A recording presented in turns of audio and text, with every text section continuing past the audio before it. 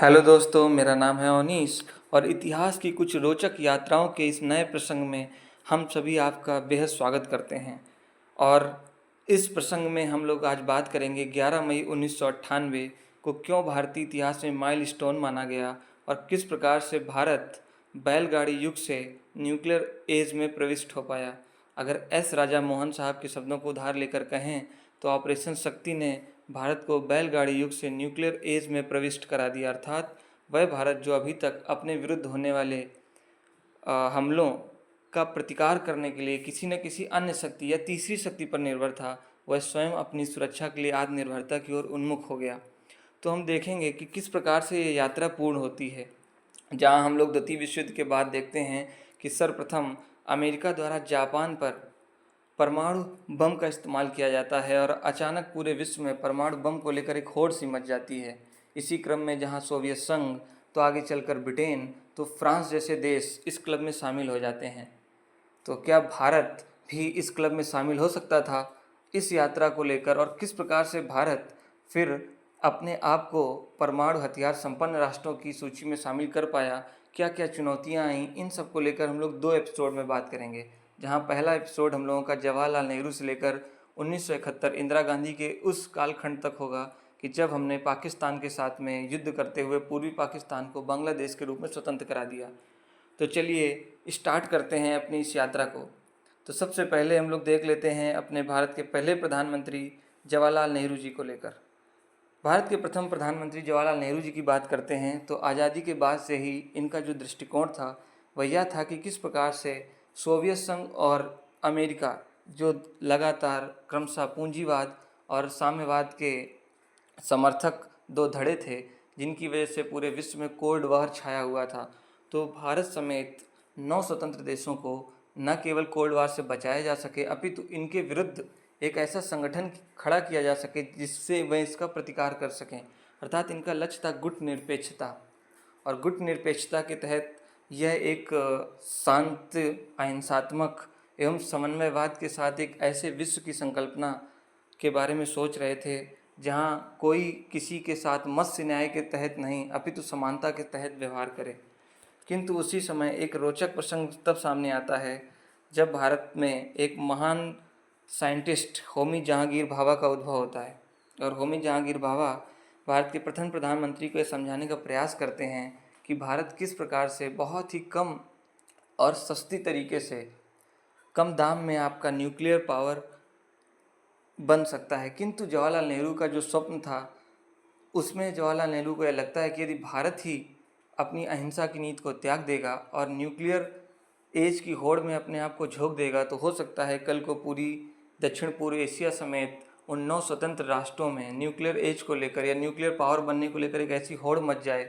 जो आगे चलकर विश्व शांति की राह में एक बहुत बड़ा रोड़ा बन जाए। जिस कारण से आपका जवाहरलाल नेहरू होमी जहांगीर भाभा की बात को टालते रहते हैं। अभी तो इसका हमें खामियाजा भी भुगतना पड़ता है, क्योंकि 1962 में जब चीन द्वारा भारत पर आपका आक्रमण किया जाता है और भारत को सेटबैक भी देखना पड़ता है, तो कई आलोचक ये मानते हैं कि यदि भारत के पास उस समय अगर भारत न्यूक्लियर पावर होता तो शायद चीन भारत पर आक्रमण नहीं करता। और इसके बाद भारत की नीति में भी धीरे धीरे परिवर्तन आता है, जहां 1963 में सोवियत संघ द्वारा भेजे गए हथियारों को भारत द्वारा शामिल कर लिया जाता है या स्वीकार कर लिया जाता है, और भारत धीरे धीरे गुट निरपेक्षता की उस व्यावहारिकता को त्यागता जाता है और आदर्श में वो गुट निरपेक्ष बना रहता है। अब जवाहरलाल नेहरू 1964 में मृत्यु के बाद एक बार फिर से टर्निंग पॉइंट आता है जब लाल बहादुर शास्त्री का युग आता है। चूँकि होमी जहांगीर भाभा तब तक प्रतिकार नहीं कर पा रहे थे जब तक जवाहरलाल नेहरू जैसा आपका व्यक्तित्व प्रधानमंत्री के पद पर था, लेकिन लाल बहादुर शास्त्री के प्रधानमंत्री बनते ही एक और जहां 1964 में चीन ने अपना न्यूक्लियर एक्सप्लोजन कर लिया, तो दूसरी ओर भारत में युवा नेताओं के रूप में अटल बिहारी वाजपेयी जैसे नेताओं ने संसद में दहाड़ना शुरू किया कि भारत क्यों नहीं कर सकता है। अब लाल बहादुर शास्त्री पर भी लगातार होमी जहांगीर भाभा दबाव बनाने की स्थिति में थे, किंतु जब इन दोनों के बीच संवाद होता है तो लाल बहादुर शास्त्री कहते हैं कि उन्होंने अमेरिका से बात कर ली है, अमेरिका से बात कर ली है और अमेरिका उन्हें न्यूक्लियर अम्ब्रेला देगा। अब आपको समझने में मुश्किल हो सकती है कि न्यूक्लियर अम्ब्रेला का कॉन्सेप्ट क्या है। न्यूक्लियर अम्ब्रेला से तात्पर्य होता है कि यदि हम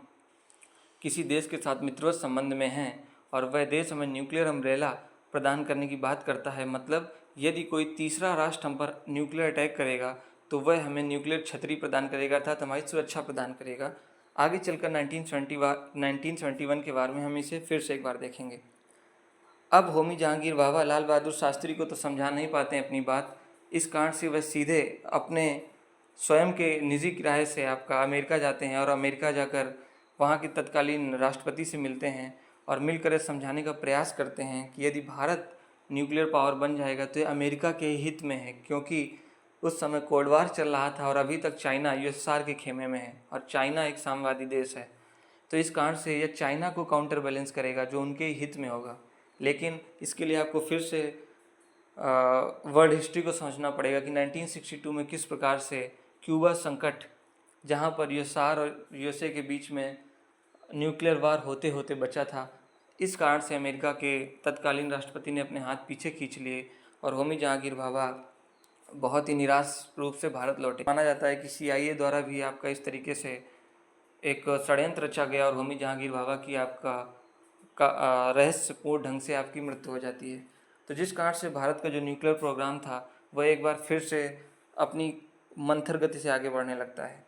और अब एक बार फिर से भारतीय इतिहास में एक माइलस्टोन बनकर आता है 1971 कि 1971 ये वह दौर था जब पूर्वी पाकिस्तान को लेकर पाकिस्तान की जो दृष्टि थी वह बहुत ही आपकी अलग हो चुकी थी। कई अन्य कारण थे जिस कारण से पूर्वी पाकिस्तान लगातार स्वतंत्रता की चाह रख रहा था, जिसमें भारत ने भी अपनी बढ़ चढ़ कर भूमिका निभाई। किंतु इसी समय अमेरिका जो एक प्रमुख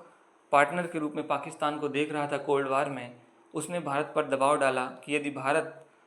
पूर्वी पाकिस्तान को स्वतंत्र कराने की चेष्टा करेगा तो वह भारत पर परमाणु विकल्प के बारे में भी सोच सकता है। इसी समय 1971 में इंदिरा गांधी ने अपनी चातुरता का परिचय देते हुए यूएसएसआर के साथ 20 वर्षों का एक रक्षा समझौता किया, जिससे यूएसएसआर ने भारत को न्यूक्लियर अम्ब्रेला देने की बात कही। ये फिर से वही न्यूक्लियर अम्ब्रेला टर्म था, मतलब यदि आपके ऊपर कोई परमाणु संपन्न राष्ट्र अगर आपका हमला करेगा तो वह आपकी उससे सुरक्षा प्रदान करेगा। 1971 में बिल्कुल होता भी ऐसा ही है कि जब अमेरिका को यह लगने लगता है कि पाकिस्तान अब पूर्वी पाकिस्तान को नहीं बचा पाएगा, तो इस स्थिति में भारत की बंगाल की खाड़ी की ओर बात रखता है कि वह परमाणु संपन्न अपना एक जहाज़ भेज रहा है, किंतु यूएसएसआर द्वारा उसे काउंटर कर दिया जाता है, जिस कारण से भारत उस युद्ध को बड़ी आसानी से जीत लेता है। किंतु अब इंदिरा गांधी को यह विश्वास हो चलता है कि परमाणु संपन्न होना कितना महत्वपूर्ण है। इस स्थिति में 1971 के बाद में वह जब साइंटिस्ट का एक खेमा को एक मीटिंग के दौरान आमंत्रित करती हैं और पूछती हैं कि बताइए यदि भारत परमाणु संपन्न राष्ट्र बनना चाहता है तो उसे कितना समय लगेगा। वहीं पर एक स्टोरी और भी थी कि होमी जहांगीर बाबा हताश होने के बावजूद अपने साइंटिस्ट से बोल कर गए थे कि आप चुपचाप एक्सप्लोजन करते रहिए, आप मत बताइए सरकार को, अब जब ज़रूरत होगी सरकार को तब आप उन्हें ताकि रिजल्ट दे सकें। तो सभी साइंटिस्ट जो थे उन सब की वो तो पहले ही काम करके रखे होते हैं और बस ये पूछते हैं कि बताइए मैडम कब एक्सप्लोजन करना है। और फिर वो 1974 का वो दौर आता है जब भारत बुद्धा इस्माइल के नाम से अपना पहला परमाणु परीक्षण संपन्न करता है और अपितु इस परीक्षण के बाद भारत अभी अपने आप को परमाणु हथियारों से संपन्न राष्ट्र की सूची में नहीं रखता है, किंतु इसके बाद ही पश्चिमी देशों की दृष्टि भारत के प्रति वक्र हो जाती है और भारत को दबाव में लाने के लिए 1975 में NSJ का गठन कर दिया जाता है, न्यूक्लियर सप्लाई ग्रुप का गठन कर दिया जाता है। तो ठीक है दोस्तों, अब हम अगले एपिसोड में देखेंगे कि किस प्रकार से 1974 से लेकर 1998 तक की यात्रा और किन किन दबावों और समस्याओं से उबर कर भारत परमाणु संपन्न राष्ट्र बन सका और एस राजा मोहन साहब के उन शब्दों को सच कर सका। ठीक है दोस्तों, बहुत बहुत धन्यवाद। अगर आपको ये एपिसोड अच्छा लगा हो तो प्लीज़ इसे लाइक करें, शेयर करें और कमेंट करें और साथ ही साथ अगले एपिसोड का भी इंतज़ार करें। धन्यवाद।